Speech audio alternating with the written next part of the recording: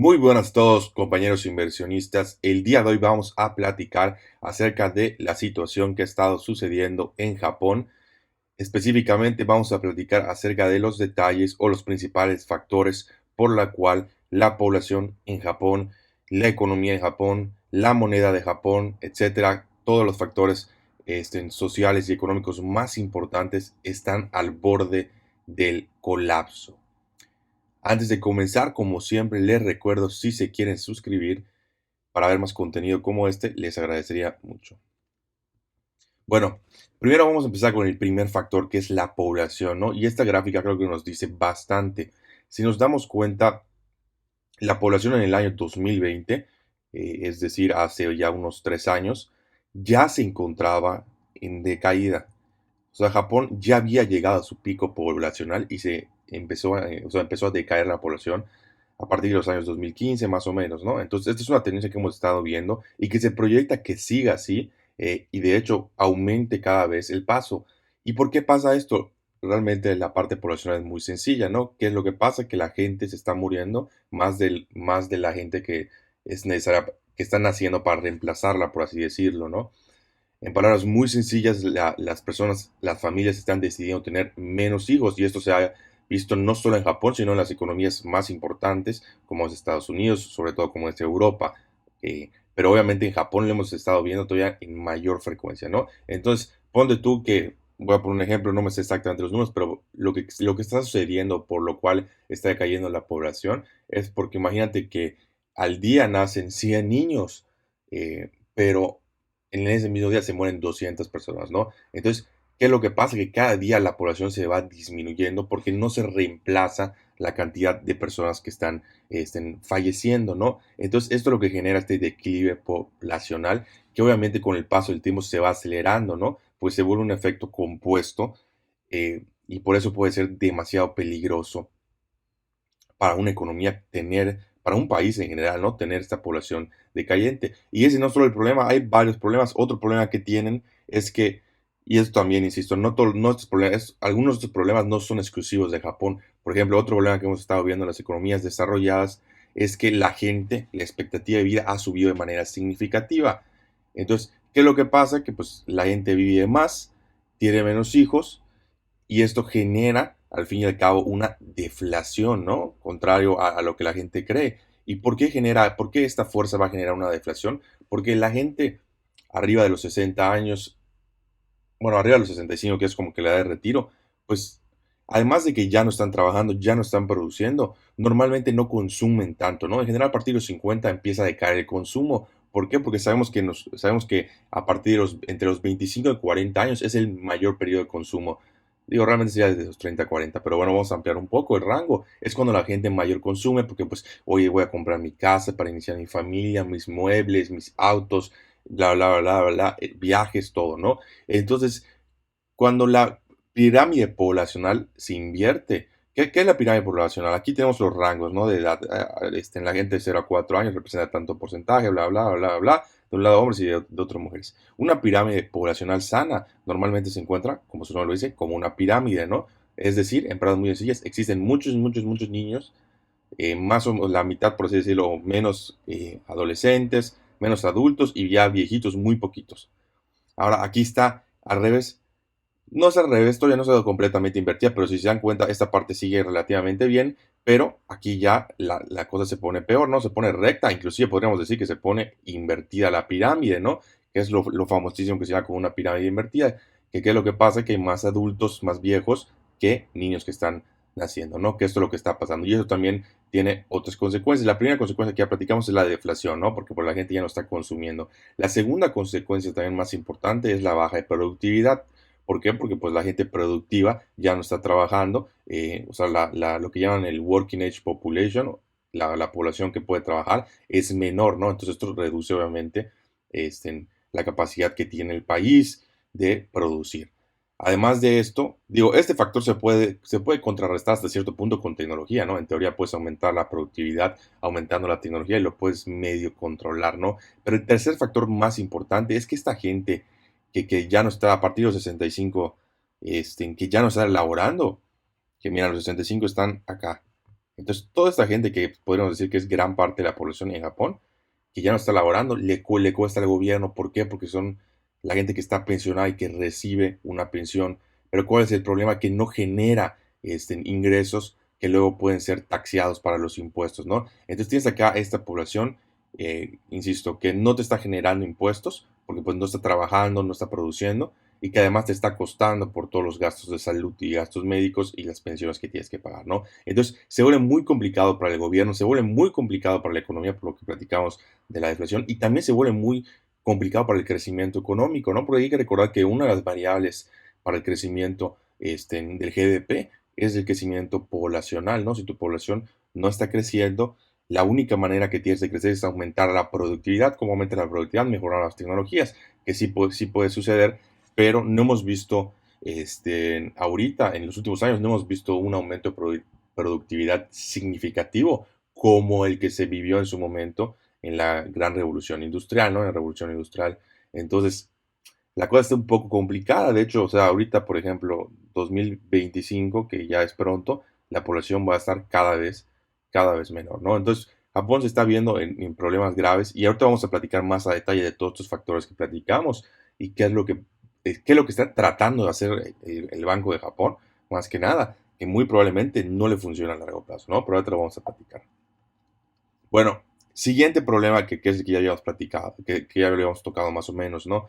La deuda está subiendo, ¿no? Entonces se vuelve un círculo vicioso en el sentido de que aumenta la deuda, aumentan por ende los intereses y como no está generando el gobierno dinero para pagar esos intereses, ¿qué es lo que hace? Saca más deuda para pagar los intereses. Entonces, al tener más deuda, regresamos al ciclo, ¿no? Pues hay más intereses, bla, bla. Entonces se vuelve un círculo vicioso. Además, exponencial, ¿por qué? Porque mientras más deuda tienes, igual te aumenta el costo de la deuda, ¿no? Eso es algo lógico. Funciona con las empresas y funciona también con los gobiernos. Mientras más deuda tengan, en teoría es menos probable que te paguen y se vuelve más peligroso, por ende exiges un mayor pago de intereses, ¿no? Entonces, más deuda, más intereses porque hay más deuda, entonces se vuelve un círculo sumamente peligroso. Y aquí en la gráfica lo que tenemos es lo que se llama el budget value del gobierno de Japón, que básicamente qué es lo que te dice es cuánto dinero es como un estado de resultados, si lo quieres ver así, del gobierno, ¿no? ¿Por qué? Porque te dice cuánto le ingresó, cuánto, cuánto le ingresó, ya sabes, cuánto le egresó y cuánto le queda, ¿no? Entonces, la línea que ven acá marca el cero, ¿no? Que es cuando el budget value es cero, que es decir, ingresaron 100 pesos, se gastaron 100 pesos. Como pueden observar, esto es bastante cíclico, ¿no? Está acá medio por cuarto y tiene lógica porque el cuarto donde cobran impuestos normalmente así es, existe una declaración anual en la mayoría de los países, entonces existe un cuarto donde los ingresos son mucho mayores. Sin embargo, en estas economías desarrolladas es algo común que los gobiernos funcionen con un déficit, ¿no? Es decir, que gasten más de lo que están ingresando. Entonces van a decir, oye, pero ¿cómo están gastando más de lo que están ingresando? Sencillo. Simple y sencillamente lo que hacen es pedir deuda para pagar lo que están gastando y seguir creciendo, ¿no? Entonces acá veíamos un patrón bastante cíclico desde el 2014, bastante común, normalmente no tan peligroso, ¿no? El problema viene a raíz de la pandemia, ¿no? A raíz de la pandemia vemos cómo este budget, value se vuelve todavía más negativo, ¿no? E inclusive cuando seguimos con el ciclo uno 2 3 el pico ya no queda en positivo, ¿no? O sea, ya por primera vez, acá vemos positivo, acá por primera vez queda por debajo del cero, ¿no? Pico, otra vez negativo, ¿no? Entonces, ¿qué significa esto? Que el gobierno cada vez está gastando más dinero y ya no puede ni siquiera ingresar, ¿no? En palabras muy sencillas, si lo quieres ver como una empresa, su utilidad neta cada vez se está reduciendo de manera más importante. Y esto también va a generar, obviamente, que tenga que recurrir a mayor deuda, que los intereses sean mayores, porque pues, obviamente tienen más deuda y además están perdiendo más dinero.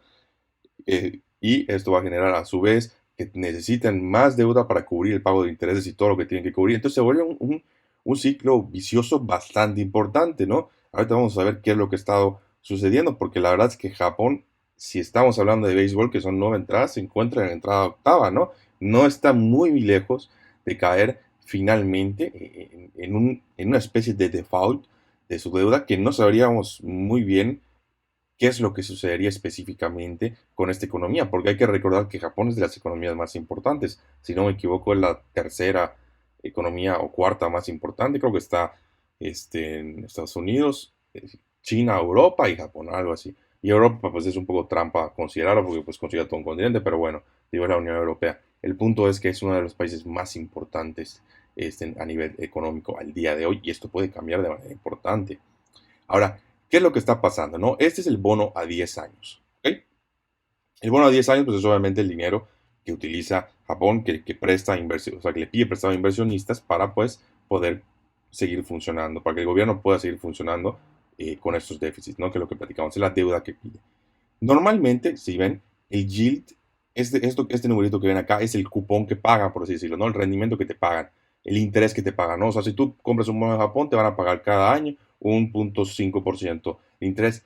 Ahora, este interés está bajísimo, pero normalmente tenía sentido porque es una de las economías más desarrolladas, en el pasado con menor perfil de riesgo. Ahora, ¿qué fue lo que sucedió? El Banco de Japón desde hace bastantes años ha mantenido su economía por medio de ingeniería financiera, ¿no? Por medio de lo que llamamos el quantitative easing, que en palabras muy sencillas es imprimir dinero, ¿no? Al fin y al cabo lo utilizan de ciertas formas, pero lo que están haciendo es imprimir más dinero. Ahora, digo, luego vamos a platicar un poco de la inflación y por qué se había salido con la suya el Banco de Japón sin tener una consecuencia negativa importante. Ahora vamos a enfocarnos en este bono. Bueno, como les decía, hace unos años el Banco Central de Japón se pone la meta de que el bono va a estar en el 0%, ¿no? Creo que un más o menos 0.25, ¿no? Entonces, ¿cómo tú vas a decir, oye, pero este, cómo pueden controlar cuánto van a pagar? Sencillo, ellos mismos, el Banco Central de Japón, compra la deuda de gobierno, ¿no? Entonces, ¿cómo funciona esto? El gobierno pide deuda, el Banco de Japón imprime dinero y compra esa deuda, ¿no? Entonces, eso permite o ha permitido que el gobierno se pueda financiar de manera muy barata. Obviamente no todo lo compra el Banco de Japón, pero ¿qué es lo que pasaba? Que normalmente si ves que se está disparando o si ves que empieza a subir más del 0% en este bono, pues simple y sencillamente lo que hacía es compraba más y bajaba el yield.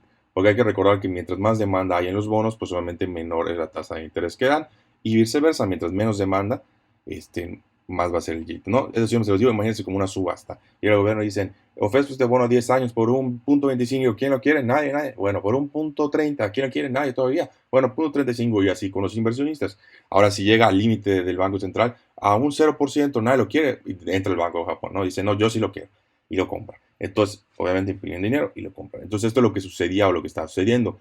Ahora, a raíz de todo lo que está sucediendo y cómo se ha deteriorado la situación, el Banco de Japón ya no pudo defender este bono y simplemente lo que dijo, bueno, está bien, no importa, vamos a poner otro límite, vamos a dejarlo en el 0.5%, que es este nivel que ven acá, ¿no? Entonces, cada vez que se pasa el 0.5%, el Banco de Japón ha estado comprando de manera significativa estos bonos para dejarlo en este nivel, ¿no? De hecho, al día de hoy está en el 0.49%, es decir, está muy, muy, muy, muy cerca de este nivel. Entonces, ¿qué es lo que puede pasar? ¿O qué es lo que pudiese pasar? Que la demanda del bono sea tan baja que el Banco Central tenga que comprar absolutamente todos los bonos, que ya básicamente sucedió. Ahora la pregunta es, ¿qué tanto pueden seguir haciendo? ¿No? ¿Qué tanto pueden seguir imprimiendo dinero? Al menos, ¿qué tanto pueden seguir haciendo sin tener consecuencias negativas? ¿No? Y ahorita lo que vamos a platicar un poco en los siguientes puntos. Ahora, como les había comentado, la solución o su manera de verlo, muy sencillo. Bueno, vamos a imprimir más dinero, vamos a comprar los bonos, vamos a mantener la deuda con un interés bajo, ¿no? Y aquí podemos ver la gráfica desde 2018, vemos como su M2, que básicamente, su supply de M2, que básicamente podríamos decir de manera muy, muy sencilla, que es el dinero que hay en circulación, el dinero que ha impreso el banco. Vemos como sube. Básicamente, digo, ha habido algunos pequeños bajones, pero tradicionalmente verlo después del 2021 pum, pum, pum, pum, pum, más imprimir, más dinero, más dinero. Y así sucesivamente, ¿no? Ahorita va, posiblemente siga subiendo, ¿no?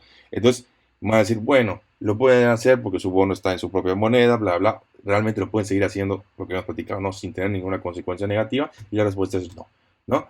Lo primero que está sucediendo es una devaluación del yen de manera importante. Hay que entender que es algo completamente lógico, ¿no? Insisto, si existen en México solo 100 pesos en circulación y yo tengo 10 pesos, yo tengo el 10% de toda la riqueza, de toda la moneda del país, ¿no? Ahora, si el gobierno dice voy a imprimir más y hay 200, mis 10 pesos en relación a los 200 ya no es el 10%, ahora es un 5% nada más, ¿no? Entonces, mi riqueza, entre comillas, se redujo de manera importante. Esto es lo que genera la impresión excesiva de dinero. ¿Y qué es lo que pasa con la moneda? Pues obviamente si hay más yenes de lo que hay dólares, pues es lógico que el yen en general, o sea, no proporcionalmente, ¿no? Pero si vamos imprimiendo cada vez más yenes, pues obviamente el valor del yen va a tender a bajar con respecto a otras monedas, suponiendo que las otras monedas se hayan mantenido similares o que hayan impreso menos, porque el dólar, como hemos visto en varios videos, sí ha impreso dinero, pero no tanto como el yen, ¿no? Entonces, insisto, ¿en qué se ha traducido esto? Desde el 2021 vemos que el yen ha perdido, o mejor dicho, el dólar se ha apreciado un 26% contra el yen. Viéndolo de la otra manera, el yen se ha depreciado básicamente este 26% contra el dólar. Es decir, bueno, 26%, no sé qué, no es tanto. No, no, no, no. Es un montón, ¿no? Un 26%, insisto, es un montón, sobre todo para el tipo de cambio, ¿no? El tipo de cambio de manera anual se tiende a mover, por ejemplo, inclusive el peso dólar, que es bastante volátil, un 5, un 6%, ¿no? O sea, ya hablar de un 26% es una brutalidad. ¿Y qué consecuencias tiene la devaluación del yen? Pues solamente uno, la pérdida de poder adquisitivo de específicamente los japoneses, ¿no? Porque vamos a suponer que en Japón, no vamos a suponer, vamos a decir, es un país que necesita importar, como básicamente todo, bienes y o servicios para subsistir, ¿no? Entonces, ¿qué es lo que pasa? Que estos, cuando los importan, les cuesta más, ¿no? Porque pues el dólar ya está más caro, el bien o servicio normalmente está apreciado en dólares y al convertirlo en yenes se vuelve más caro. Entonces esto genera una inflación también, ¿no? Que es lo que vamos a ver acá, que básicamente se traduce en mayor inflación. Y aquí vamos a ver la inflación, esta línea roja es el 0% de inflación. Les voy a platicar esto porque, si se dan cuenta, la inflación en Japón, de hecho, muchas veces, por ejemplo, todo este periodo del 2000 al 2005, básicamente estaba en deflación, ¿no? Aquí ha estado entre básicamente un 0 y un pues, 1%, bastante bajo, luego hubo la crisis, bueno, no importa, luego regresó la crisis, una deflación terrible, luego acá se mantuvo otra vez en 0%, un pico inflacionario, deflacionario, etcétera, ¿no? Entonces, ¿por qué quiero llegar a esto? Porque normalmente la inflación en Japón ha sido básicamente un 0%, no más o menos 1%. ¿Y por qué se debe esto? Es lo que estamos platicando en la parte demográfica. La población, insisto, ya no hay tantos jóvenes, hay más gente más adulta, más vieja, que no consume o no necesita consumir lo mismo que estos jóvenes que están apenas entrando al mercado, ¿no? Insisto, hablando de coches, casas, etcétera. Entonces esto ha generado, de hecho, si ves la inflación de Japón, el menor componente inflacionario, es decir, lo que menos inflación representa es el housing, ¿no? Que son las casas, ¿por qué? O bienes raíces, ¿por qué? Por lo que habíamos platicado, ¿no? Normalmente este elemento se mueve más conforme tu población adulta, joven sea mayor, ¿no? Porque son los que están empezando, están entrando al mercado, están comprando casa, etcétera. Entonces hay más demanda de casa. Aquí, en este caso, la demanda de casa es cada vez menor. Entonces esto es lo que ha sucedido. Y en los últimos años, a raíz de todo el dinero que se ha impreso y de todo el quantitative easing que ha estado viendo, pues vemos cómo la inflación se ha disparado. Específicamente, el último dato inflacionario llegó en un 4%, que es diferente a lo que está sucediendo en Estados Unidos. Por ejemplo, en Estados Unidos vemos que la inflación ya llegó a su pico y ya está empezando a bajar. México más o menos se ha mantenido y otros países igual ya está empezando a medio subsanar, ¿no? Japón no, Japón sigue con todo subiendo y posiblemente es una tendencia que siga. Ahora hay que entender, insisto, que la inflación depende mucho de la base, ¿no? Es decir, si por tu población tu inflación va a ser de un 2%, como a lo mejor puede ser en Estados Unidos, y tienes un 6%, pues tienes un 4% extra que se generó por la impresión de dinero. Estoy poniendo un ejemplo. Ahora, en Japón vemos que básicamente su nivel real es deflacionario, ¿no? Estaríamos hablando de una deflación de a lo mejor el menos 2%. Entonces, ¿qué significa esto? Que hay un 6% de inflación que se ha generado solo por estar imprimiendo más dinero, y esto ha sido una consecuencia bastante importante, ¿no? Entonces, en general, para hacer un resumen, pues la situación está bastante complicada. Y yo creo que el factor más importante, si lo podemos ligar todo a esto, es la población, ¿no? O sea, este es un problema bastante grave y que inclusive el primer ministro de Japón salió y lo dijo, y no es algo que se pueda arreglar de manera sencilla, ¿no? De hecho, es algo bastante complicado. A corto plazo, una de las maneras que puedes utilizar hasta cierto punto para no pararlo, pero a lo mejor para subsanar, es simple y sencillamente facilitando los procesos migratorios, ¿no? Y buscar, que es más o menos lo que ha hecho Europa de manera indirecta, pero buscar que la gente migre de países como el Medio Oriente, países como África, donde todavía hay una población bastante grande y creciendo, tu país para que, sobre todo gente joven, insisto, para que puedan estar consumiendo y para que puedan revigorizar lo que es la economía, ¿no? No es sencillo y depende también mucho del aspecto cultural. También sabemos que Japón tradicionalmente, ¿no? Esto ha cambiado en los últimos años, pero tradicionalmente es un país muy cerrado, ¿no? Es un país muy, muy conservador. Ahora esto puede o no cambiar, eso no lo sabemos. Digo, lo que sí sabemos es que en los últimos años ha cambiado, poco a poco, pero pues no sabemos si tanto así para generar o formular una política pro migratoria, porque eso también tiene otros problemas, ¿no? Como los que vemos en Europa, que a veces la gente que viene, pues o no tiene educación o no sabe las reglas o no sabría cómo decirlo, pero bueno, hay bastantes crímenes que hemos escuchado pues de esto, ¿no? No es la misma, también esto sí menciona el choque cultural, o sea, no está tan fácil, no es una solución tan sencilla. Entonces, ese es el principal problema. El segundo problema es que está alineado de esto, pues obviamente el gobierno cada vez tiene más dinero, tiene que recurrir a más deuda, están tratando de controlar el bono lo más que se pueda. Si pierden el control de esto por X o por Y razón del bono, se van a meter en un problemón porque les va a subir de manera importante la tasa de interés. Y en general, lo más probable que pase, o una de las cosas que yo veo más probable donde pueda salir Japón a corto plazo sin ningún daño significativo, porque a largo plazo la verdad es que no hay mucho que hacer, este, es sacrificar la moneda, ¿no? Digo, todavía falta tiempo, no creo que sea lo que va a pasar mañana, pero puede sacrificar la moneda más o menos como lo que sucedió en Gran Bretaña en los años 90, que la famosísima historia de George Soros, que estuvo shorteando la moneda hasta que básicamente el banco ya no pudo defenderla más y tuvieron que abandonar la moneda, ¿no? Esto es algo que pudiese pasar y a lo mejor sería la solución más óptima. Obviamente eso también tiene un montón de cosas políticas por detrás y no siempre se toma la decisión más racional. Hay que entender eso, ¿no? Cuando hay política de por medio, no siempre se va a tomar la decisión más racional, pero vamos a ver en los próximos años cómo se puede o qué es lo que sucede con este país y cómo se puede llegar a solucionar pues la situación económica, ¿no? Ahora con respecto a los próximos años, insisto, no se les haga nada raro que a partir del 2025 a lo mejor empezamos a ver una caída en el GDP importante en Japón y estaríamos viendo cómo Japón deja de ser una economía tan importante como lo fue en su momento. Esto por el video de hoy, nos vemos en el próximo.